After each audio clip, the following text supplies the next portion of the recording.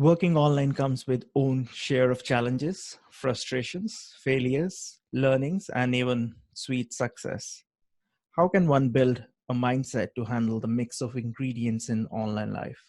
Remember, right mindset helps in doing the right work, which results in right rewards. Here is Robert Walsh sharing unfiltered mindset advice for online entrepreneurs. So let's welcome Robert on the show and get started. Hi, Robert. How are you? Hey, what's up? I'm good, man. How are you? Just trying to wake up still a little bit. No, it's a lot later over there where you're at, so I think we're kind of combating a different kind of tired right now. You should swap the water with coffee. Oh no, I got an energy drink over here, but I don't think I'm supposed to tell people to drink these because they're bad for you. So A lot of things these days are bad for health, including bad mindset. That's what we're going to talk about today. But before we do that, why don't you give a quick introduction about your online life? sure, yeah. So I think I first got introduced to being working online kind of randomly. Um, I had moved to a different state because I was doing construction and I was welding the majority of my early 20s, mid 20s. And my one of my roommates at the time was a corporate consultant downtown Chicago. He was software engineer for a insurance company and just did a lot more online and with computers than I did. It's very blue collar and just general labor. This is back in the day, like the Warrior Forum. That was like the internet marketing place to be because there weren't really outlets like Facebook and YouTube wasn't where it's at, and Google was just a search engine. It was like people didn't really know what to look for. So Warrior Forum was this just kind of where all the collective minds of the internet marketing world back in the day, 10 years ago, kind of went to get stuff. He actually bought a PDF for article marketing. And being that he was more analytical, he wasn't really the creative type. And during that time, I was in a couple bands. I wrote songs and I wrote poetry and stuff like that. So he's like, "Hey, it's article marketing. Maybe there's some synergy between you writing songs and poetry and short stories to, kind of helping me do these keyword articles for local businesses." So I got into it at that point.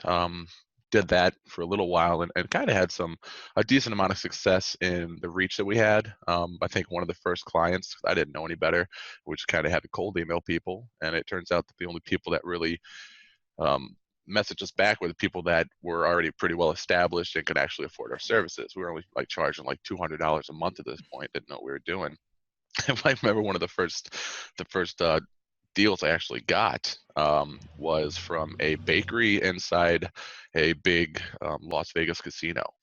Um, so it was kind of one of my first jobs, was talking to like one of these, at that time, a big deal, like the director of marketing for this like high class, like French bakery in a hotel in Las Vegas. So it was like out of control for me.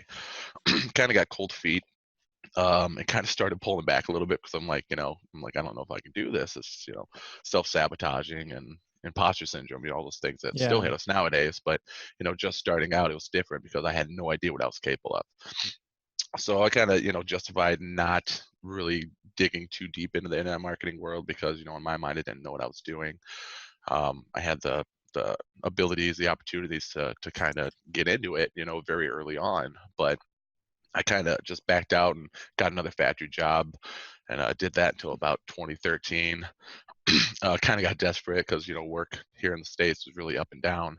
In the early 2010s, 11s, around that area. So my same roommate, I was still living with him. He came across a course on Teespring. Don Wilson, actually a good friend of mine, put out AdsCracked 2.0 at the time.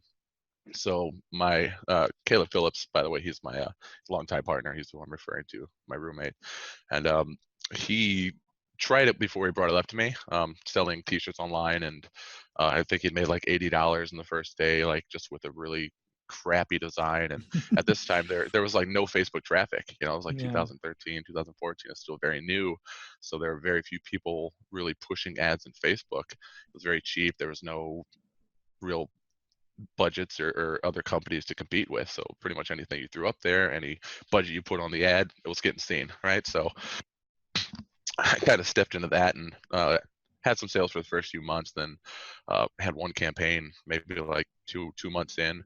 Uh, I think it made us like $3,000 like one day. I was like, oh, holy shit, this is real. Like This works. this works, right? So I got into that, and that's when I stepped away from my job, and I'm like, look, man, I'll quit my job because I hate welding in downtown Chicago. It's awful. So it kind of gave me an excuse to stop working my crappy job and really focus on this. And from there, I just kind of got into e-commerce, and I did that pretty consistently, pretty successfully up until about 2016, 2017, when I just kind of started getting really tired of the whole flipping products, physical products, and the inventory and just all that stuff. And by this time, I had opened down in Florida a warehouse, a facility. We had our own printing facility So you and all did this. drop So shipping, right? we were doing drop shipping at first. We were doing print on demand, and then we opened up a factory, a warehouse and an office in Florida. And I came from Chicago at that time, so I went all the way down there, opened up a new business, and just had that whole thing. And it just really weighed on me mentally. So I actually stepped out of marketing for probably about 6 months. Like I deleted most of my social media accounts. I deleted my Facebook. My current Facebook's a different one from the one I had since 2009 currently. And I just realized that the only thing I really enjoyed about the online marketing was the writing and the content creation and really the foundation that really got me started. Um, so I had a few friends, that are kind of came up with us in the business. All these guys like Adrian Morrison, Matt Schmidt, like all these big ecom, I guess gurus nowadays. Like they're old friends. They're old friends of mine because we all started selling T-shirts at the same time. Like we had a very Yeah. small group of like 20 people that were in an offline like Skype group that we taught each other along the way for like years, right? So they started, some of my friends from back then started reaching out to me like, hey, can you help me with this copy? Can you help me with this content? And that's kind of how I got into doing direct response copy for other people as opposed to outside of my company. So So I now your stopped. sweet spot is copywriting, right? Yeah, yeah, copywriting. And um, I'm really big on, so I had the reason I suggested kind of getting in a mindset today is because it was a very huge transition coming from like the self-defeating pessimistic mentality that I had growing up in like a pretty poor lifestyle, and upbringing, to really making that shift into just kind of, I don't want to say overnight, but it felt like it, right? Because you work on success for so long and you work on something consistently, and then when it finally happens, you look back and it seems like it happens overnight, but it was actually like years of working up to that. So mentally I had to really completely shift my mind into like a different, like do a 180 completely and just completely reprogram my mind to not manage my money that I make now like I would when I wasn't making much of it, and really, how I interact with other people and the conversations I have to separate that old pessimistic mindset into a more positive one that's more self-fulfilling and serving of others and all that cheesy tacky stuff. Yeah, it's an inspiring story, but the in the online world, the still the most common mindset with regard to working online is still, will make money easily. It will Yeah. happen magically. It will happen really fast. And due to this, most people don't bother to invest in themselves, Hmm. prepare for the grind. They get into it, they get disappointed, and the frustration creeps in. And they just want to make a quick buck, and they will see the progress bar will go up and up, but Hmm. this is not true. Any inspiring words to burst this myth? Well, kind of the story I just told you, man, about you know the selling t-shirts and doing e-commerce. Like it was soul crushing. I hated it. Like it was really cool at first, and obviously I did it for the money. And I mean, that's what we all do, right? We all started businesses. It's either to have freedom and money. And at some point when you first start making that money, the money becomes a focus. So you start doing a lot less of what you're passionate about and a lot less of what actually fulfills you and actually makes you feel like you're doing the right thing. And it eventually turns into working another job that you hate, right? You're in a little more control of it. You might be making more money than you would, say, at my old welding job, but it's the same mental and sometimes physical, you know, um, struggle. Staying up all night and working on things that you don't want to be working on just to make a little more money out of it. And it's just really important to not lose not lose sight of why you actually got started and like what areas of the business that actually did motivate you to keep going. And at first, obviously, you have to do what needs to be done in order to move things forward. But I'm a very big advocate on, as soon as you are able to get someone to do the stuff you don't want to do, you should, Mm-hmm. because that will stop you from progressing. Because I've noticed that if my mind is not 100% focused on the areas that I want to see grow and the areas that I want to actually be a part of, like most of my mind will be taken care of to maintain the business. Most of my energy will be to maintain the business because I spread myself too thin. I try to handle everything. And a lot of people that are very about the work, and a lot of people that, they started doing it themselves, so they like think that maybe somebody can't do the job as good as them because they don't know how to do it yet. Like, Yeah. put that energy, instead of doing the work, put that energy into creating a training or teaching somebody else how to do the work, so you can keep focusing on growing your company and really developing your skill in the areas that you want, like copywriting for my instance, podcasting for you. Like, if you were out here trying to do a million other things that don't particularly relate to podcasting, but you think maybe down the road it would help you, like in the long run, it would be more beneficial for you to just hire somebody else to do it for you. That's all they do, right? Yeah. And I actually made a quote about this. I'm writing a book right now about my unique and a lot of times unconventional perspectives of copywriting, right? And the fact that all of us, every copywriter is different. None of us Yeah. are really, depending on the job or the niche or whatever it is. Like, you can have the best copywriter in the world, and there are still going to be other copywriters that can write about that topic better than you, or Yeah. it just really comes down to that. And it's the same when it comes to managing your company and managing all the areas of your business. And if your mind isn't on the areas that it needs to be to see the growth and really keep your enthusiasm for that growth, like, you're going to burn yourself out, and there's really no point in owning your own business at that point, because you're just working for the company instead of working on the company, right? And what about the risks? Like when you were doing the welding job, you had lesser risk in terms of financial and even losing the job. But when you ventured into the online world, it was all new world with more risks. And Yeah. inevitably, when you have more risks, you tend to, scale back on, doing something that you actually want to do. So I'm very impulsive. I always have been, and luckily over the years I've been able to move that impulsiveness to things that are more beneficial. Like, I'm more impulsive in trying new things and scaling a business, or I'm more impulsive in trying a new unique selling angle that maybe my client I'm writing for wouldn't have thought of, or they were just scared to try because they thought it might piss some people off. But growing up, I was very impulsive on, hey, I'm going to do this, and I guess I'll deal with the consequences later. So I would say that was kind of a con as much as it was a pro, jumping into building a business, because I mean, you Mm-hmm. have to expect the worst to happen, but it doesn't always happen, right? So you have to be okay with you have to prepare for things, but you have to be okay with them really not working out, Yeah. because you have to keep in your mind that the majority of the things that you're worried about happening don't, right? And there are always going to be things that you didn't think of that do happen. So Yeah. like, when I quit my welding job, my car got repossessed. I like didn't have much money in my bank account. Like, I let it all go, man. And I just kind of jumped in head first. And I know it's hard for a lot of other people to do that. And I might nowadays, like, I try not to get involved in opportunities that really take all of me, like jumping into the net marketing did from my welding job.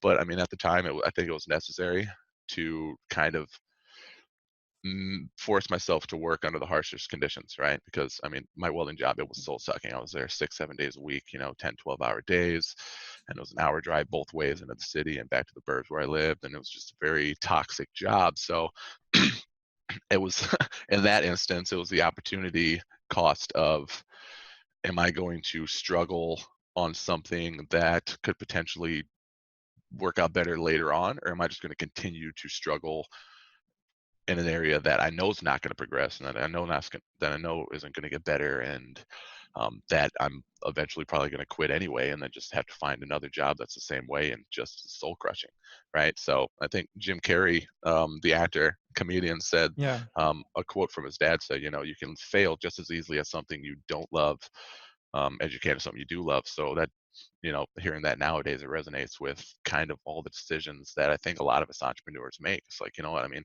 I can suck at my job, I can get fired at any day, I'm not in control of this, so I might as well just put that energy into something that I have control over and that I enjoy doing, that I can potentially and hopefully turn into something much larger than, I mean, even what I'm looking at it from this perspective here, right?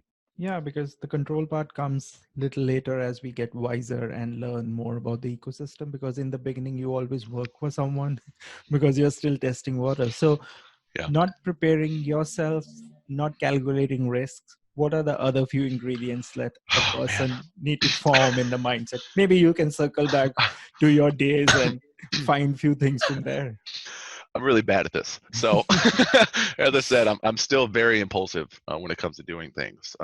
Not as I'm not as rambunctious. I don't Mhm. think nowadays, but I'm still the first person to be like, yeah, let's try that. Let's do that. Cool. So long as it doesn't have a huge lasting negative effect, if it doesn't work out, I'm down to try it.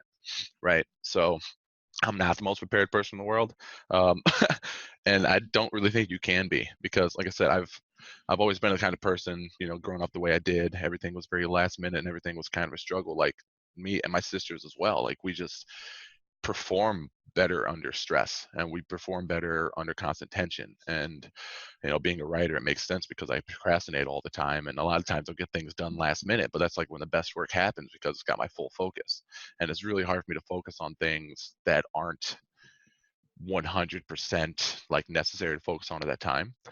Um, so a lot of times I'll just jump in and kind of deal with the issues as they present themselves.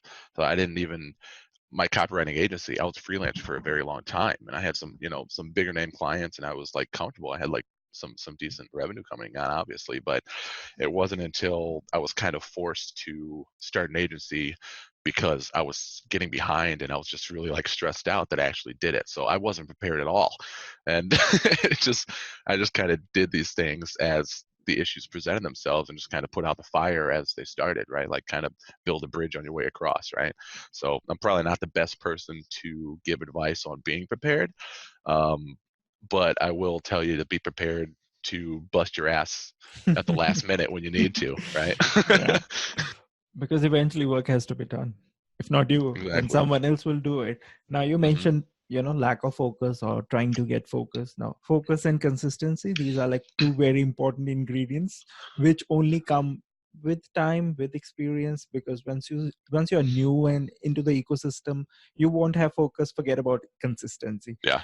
How did you how did you get around getting those things right in the place now that you are in more stable condition in terms of working online and your business growth?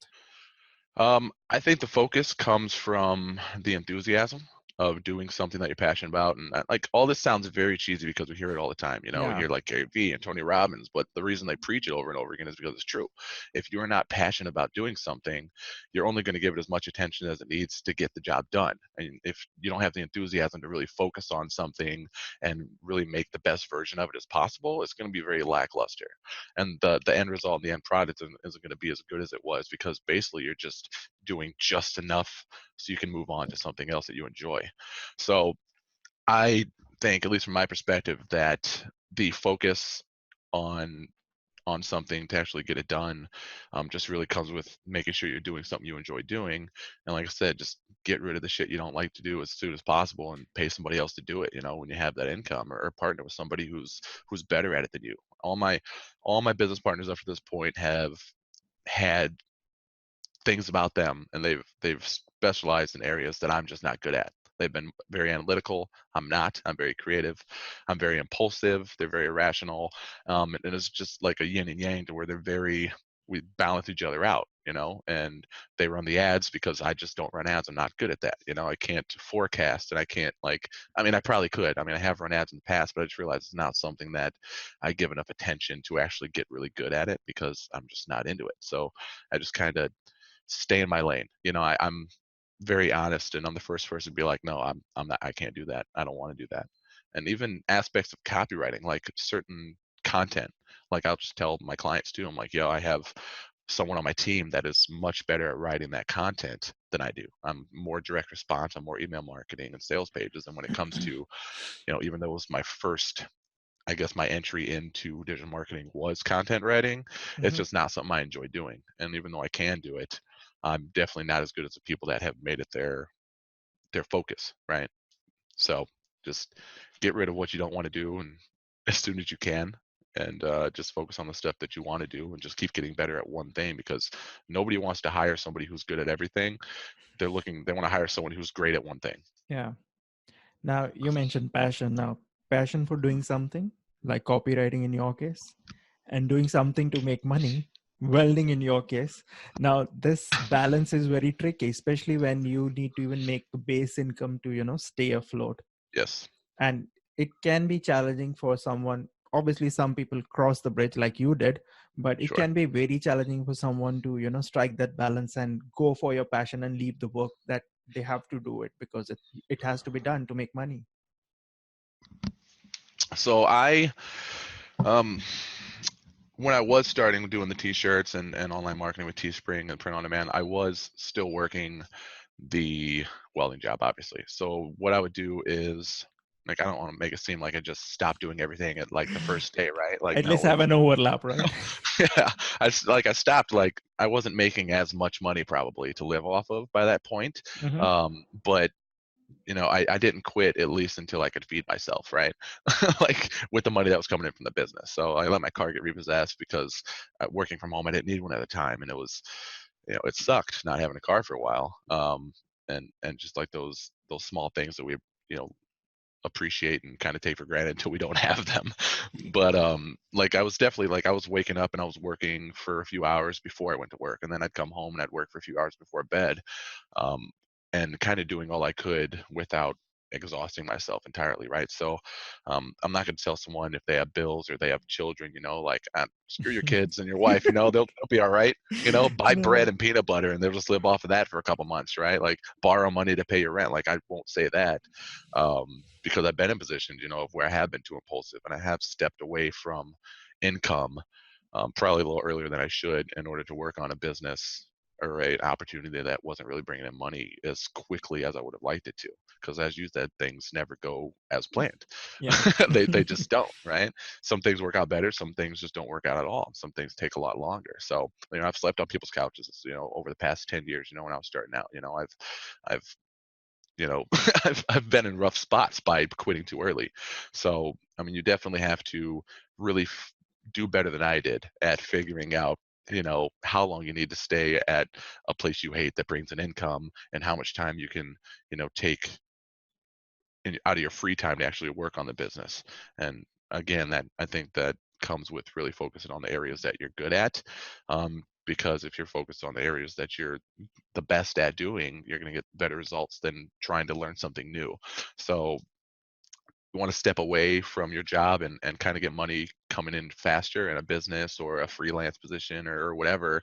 I would say go forward with something that you're already somewhat good at, that you already have a skill set for, Hmm. because it's a lot easier to improve upon a skill and charge more for that service or product than it is to learn something new and then try to establish yourself, right? Cool. Now let's talk about failures. Now, majority of us, we have more failures than successes if we count Hmm. in objective terms. Now, personally, I take failure as a learning milestone now, but in my early years, it was a sob story, mind you. Oh yeah.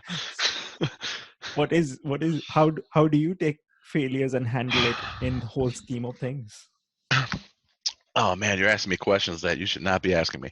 I'm so I am very, and this is probably a fault. This is probably a fault as much as it is beneficial in some areas. I'm very emotionally detached, right? That's just how I am. Like, on some senses, you can call me, just because I don't let things affect me. And again, that comes from a rough upbringing. You kind of learn to kind of give yourself the lowest expectations for something, right? So and that's not the greatest way to be when you're trying to build a successful business, right? You want to, like, shoot for the moon, and if you miss the moon, you'll still hit the stars, kind of thing, right? But just that's my upbringing, and just how I've approached things is, I'm okay with things not working out, because I've had a life full of things not working out, right? And like getting into business was kind of the same thing. And again, like where it's the worst is with like relationships and personal relationships and stuff. Like it's very easy for me to kind of cut things off emotionally, which is probably not healthy. But on the business aspect, it makes it a lot easier to kind of get over your failures, and instead of letting the emotion of it kind of knock you on your ass and make you second guess yourself, it's more of a, oh wow, that didn't work out. I can approach it more rationally and logically faster than I think some people might in that aspect. And that, even if you don't have the trauma I had, you kind of have to train yourself to think that way, right?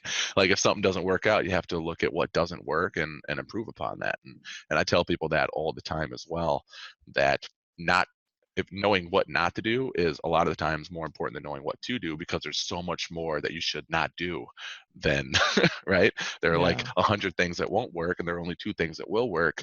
And it's very important to know what doesn't work so you don't do them, as opposed to just knowing what to do and just focusing on that, because the shit that doesn't work is going to show itself along the way.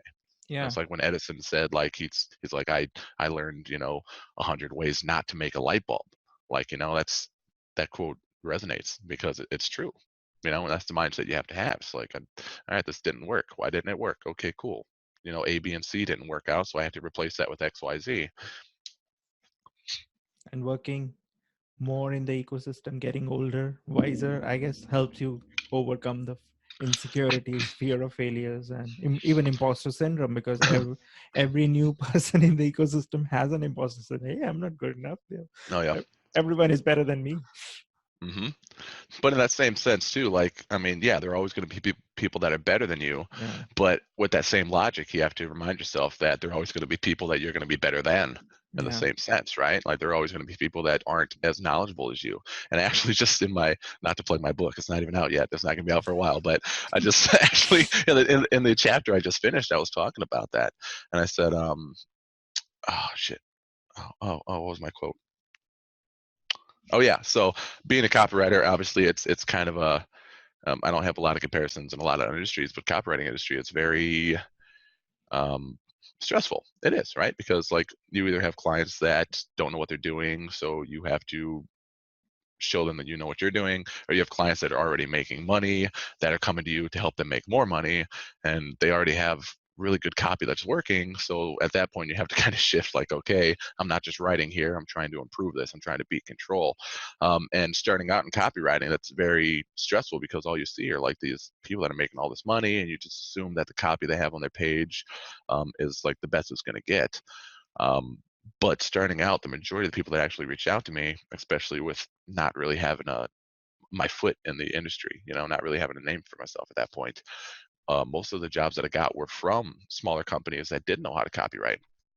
And I said, you may be able to notice some small differences between you and somebody else that does the same thing that is also knowledgeable. Mm-hmm. But if you look at your experience compared to somebody who has no idea how to do what you're doing, it's like night and day. It's out of control. And I think I heard on a podcast, or I read somewhere that someone that practices mixed martial arts, just 3 months of training in mixed martial arts, their skill level is an expert level compared to somebody who has no training in mixed martial arts. And that's massive.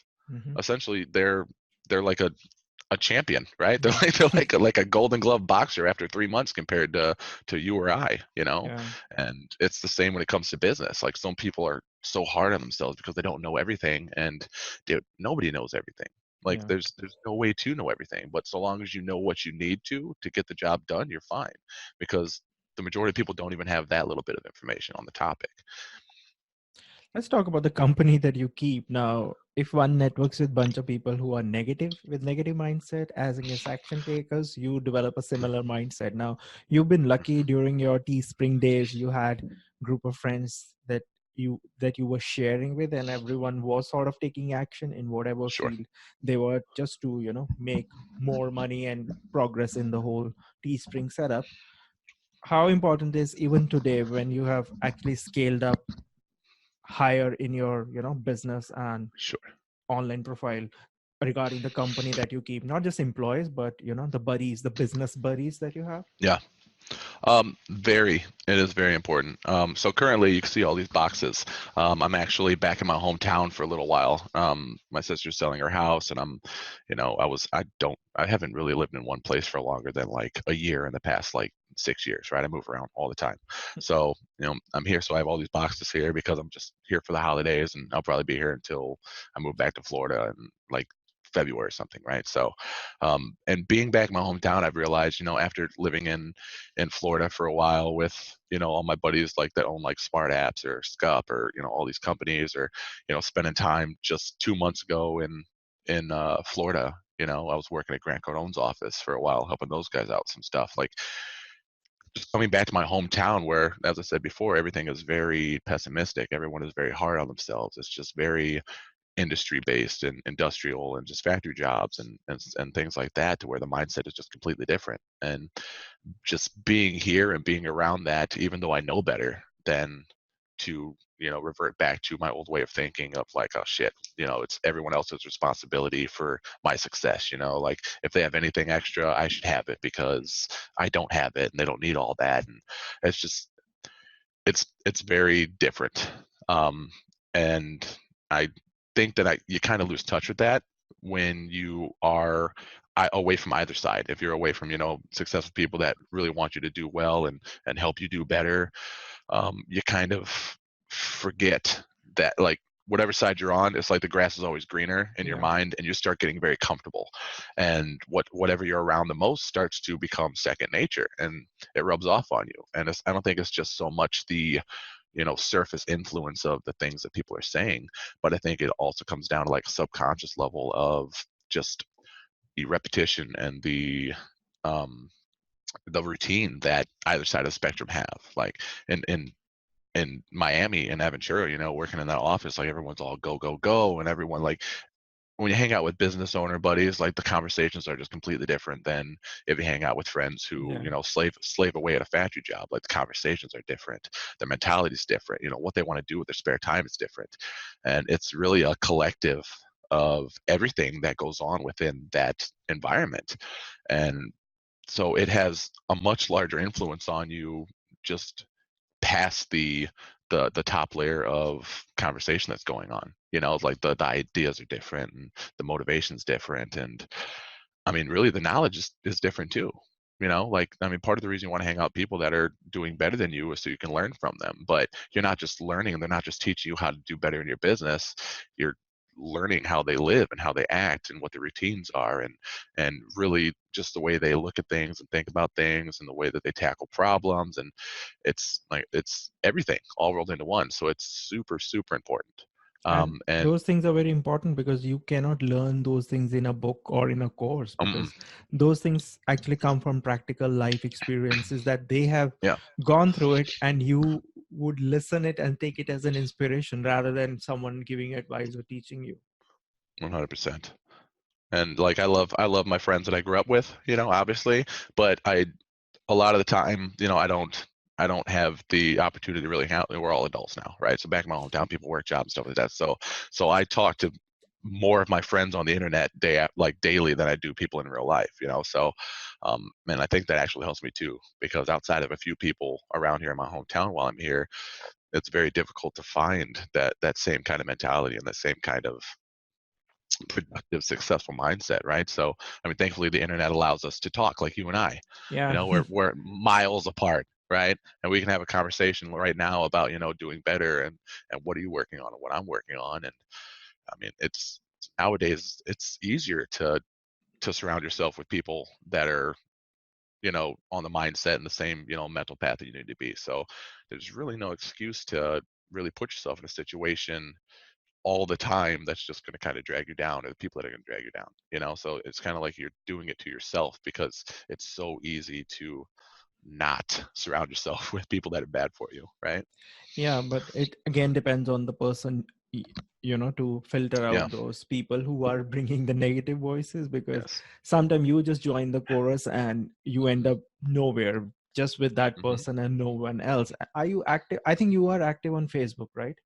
Oh yeah, I'm mainly on Facebook. I think, more than anywhere else. And we have a lot of drama on Facebook as well. Like if you go to a Facebook group, someone posts a negative stuff and everyone, it's just like a stage setting and everyone Oh yeah. leaves their work and get involved in, Oh yeah. to be honest, even I used to do it like few years back, but now I've gotten a little wiser and all that. Like I don't participate Sure. unless someone asks me to do it.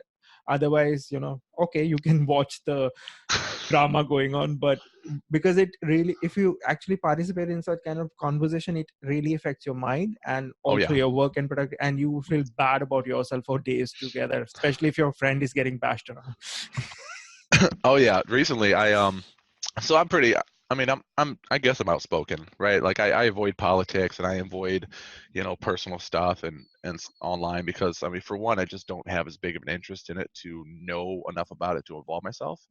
But at the same time, like I'll post stuff that pisses people off, sometimes because I'm just very unconventional and I'll make jokes about things I probably shouldn't just because to me, like I don't know, like I feel like in comedy in general, like you have to be able like the reason things are funny is because it's kind of making very serious issues a little easier to deal with through humor and Yeah. stuff, right?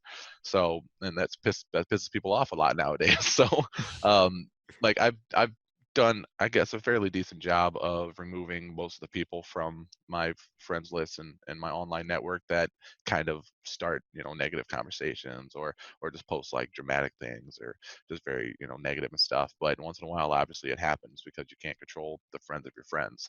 So and with my profile being public and people just being able to see everything I post, I had one recently actually. I just posted something that rubbed someone the wrong way and they just drilled me, man. They were calling me all kinds of names like whoa, like that is uncalled for.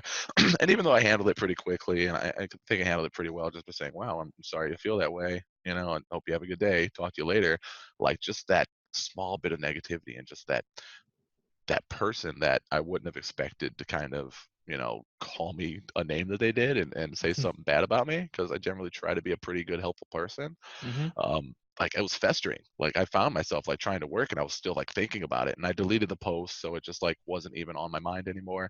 But I still had that like just drilling in my head and it was getting to me like a lot more than I realized it was. And it wasn't until another one of my friends, I mean, thankfully, and just kind of randomly reached out to me and they're like, hey, you know, you're not anything that that person said you were. You're this, and you're cool. And that immediately lifted me up and it just wiped that from me.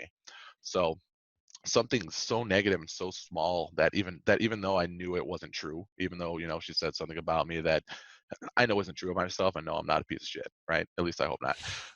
Just having somebody who you actually care about their opinion kind of counter that and be like, no, that's you're not what you said, you're not that, like it's helpful. So think about that on a huge scale of who you surround yourself with every day, day after day, and over time how much that would affect you. If I was around that negativity every day, I mean just that one comment of this person calling was getting to me for like hours. Like Yeah. I can't imagine being around that kind of negativity day after day and like it not having a terrible effect on you, right? And it's the same from the positive. Yeah, just like in the offline world, even in the online world, will not like everyone. There will be people who don't like you. There will be people who hate you. But what Oh you yeah. can control is how you respond to that people. Either you go offensive with all kinds of weapons with your mouth, or you can just stay away in your pleasurable, lane and do your work and let your work Hmm. speak rather than replying in their own language. Because if you do that, then you sit in their class itself. Hmm. And if you feed into that, I mean, those people that say that kind of stuff, they feed off that. They feed off the drama. That's their lifestyle. That's their Yeah. mentality. So you're really just giving your positive energy to feed this negative energy that you don't want a part of, but you feel obligated to defend yourself or defend your opinions or defend your points. And it's just really not important. And I think that's kind of comes in to play when I said it's easy for me to emotionally detach myself from things. And what I mean by that, it's become easier to cut things off that I realize have no place in my day and in my life and routine because I know the negative effect they have. So I guess I'm not completely heartless. I just kind of have learned. I've just kind of learned over the years, like, all right, this isn't good for me. Peace out. It's done. Right. Yeah, and this works. I actually do the same thing for last few years, and I am in my happy zone because the Hmm. thing is, once you get into this negative chatter, even you become like a hero. Oh, even I said something here. Yeah, man, you Okay, can't save everyone. that's my contribution, even though, at back of the mind, it's a negative contribution. But then, okay, let's shift gears and talk about your toolbox. So, what are your current 5 favorite tools that power your online business? Favorite tools. So what I use all the time. So, um, Facebook is great for networking. It's great for lead generation. I don't do any lead generation, but like 100% of my client base right now is either through referral or people hit me up through some of my posts or content or within my Facebook group or something. So that's very helpful because I wouldn't have any work if I didn't do that because I'm not running any ads or anything. Also, I use Google Docs a lot. Google Docs, Google Drive. That's where it's very easy to exchange, you know, content or really any information between people. I just started using Monday. It's a project management tool. It's actually pretty cool. I'm still kind of getting to use it, and getting to learn how to use it. But it's been just in the past like week or so I've been using it. Has made the really the flow of everything a lot easier between my employees and our clients, which is awesome because before then I had everything separated between Workflowy and Trello and kind of all over the place. So, collecting it into one place where you can visually see everything and everybody else can see all the updates is super helpful. Um, I would say YouTube is a great tool. Um, it just because of the vast information on there. I've watched videos to actually help me learn how to better use the software I'm using. It's really great for seeing other perspectives on different strategies and tasks, and really keeping in touch with what's working for everybody else right now. People, they post things on YouTube. They're great people to follow on YouTube. Um, Outside of that, so for me anyway, Spotify is a great tool. I use Spotify more than anything. I think it had like an obscene amount of time on. I think it had like last year I had like 88,000 minutes logged in on Spotify, just because being a writer, I work all day and I always have music playing, or on my way to the gym I'll have like a podcast playing, or it's just kind of Spotify is always on. I'm more than anything. You can learn on there. I can get on this. I can kind of get in my work zone by listening to binaural music or whatever I need to, or so. Spotify for me. Probably not for anybody else, but Spotify is the number one tool I use for myself. Any favorite marketing tools or platforms other than obviously Facebook and Facebook groups? um, so I don't do a lot of that. Like I said, that's one of the things that I kind of eliminated for myself is having to kind of learn like marketing tools and learn how to do that stuff. I'm very keen and very quick to reach out to somebody in my network and be like, hey, can you help me with this, or can I pay you to do it for me, right? Mm-hmm. um, but I did mention Workflowy. Workflowy is really good for Mm-hmm. um, like in the moment tasks, like day-to-day tasks. Um, that's a great one. Okay, I'd cool. recommend that, and it's free. Last question. Any upcoming tool or service that has caught your attention recently that you are excited about, want to include in your business? Um, hmm, Not sure, man. this this is a tricky question for a lot of people, and I usually don't get an Yeah. answer here. Yeah, anything that's kind of up and coming. TikTok's kind of cool. So I tried, I tried to stay away from it for a long time. So I have, young nieces and nephews, and TikTok used to be called Musically, and as much as I wanted to try to just use it, because I try to stay pretty, current with like different social media and things like that, but it was kind of weird when I got on it when it was first out, because it's just little kids like lip singing songs and stuff. I'm like, yeah, Yeah. it's not really, it's not really a place that I think they're going to care about marketing tips from a 34-year-old man, right? So, but now that it's become TikTok and everyone's preaching it, like I'm a little disappointed that I didn't just ride that wave, right? But it's pretty cool. A lot of people are coming up on it really quick, and I've been kind of doing my thing on there a little bit and seeing some okay results. So I'm pretty excited to see where that goes as far as pushing traffic, to different websites and stuff. Yeah, there are a lot of celebrities that are on TikTok. They actually TikTok Yeah. has made so many people as celebrities, and Mm-hmm. you actually don't know them, but you got to get into TikTok world to actually know them, Yeah. really, because there are so many people, and obviously when there's traffic and there is visibility, the business is always there Yeah. under Definitely. there. So Robert, thank you so much. And before we wrap this Likewise. episode, where can people find you and what can you help people with? The easiest place to find me would not be TikTok. I'd say not yet anyway. Probably just Facebook. And I have so I mean you can follow my personal profile. Just Robert Walsh, Chicago. I think it's Facebook / method Rob2, METHODROB2, the number. And I also have a Facebook group called Church of Copy. Is if you want some marketing tips or strategies, or I do live breakdowns of my students, or my mentees, and sometimes just group members. I'll just do like live breakdowns and critique and audit their copy. A lot of good results in there. People are seeing a lot of good results from the critiques and stuff, so that's cool. So I enjoy doing it. And if you want to increase your conversion rate by up in your copywriting game, and you want me to go over some stuff, look over it for you, or if you just want to pay me to do it for you, I'm happy to do that as well. Okay, man. Thank you so much for sharing your stories and insights Thanks, man. regarding the mindset. And I'm sure people will connect with it. And because I hope it's a so. real thing, not the storybook, right? So Sure. have a good day. Thank you so much. You too, man. Thank you.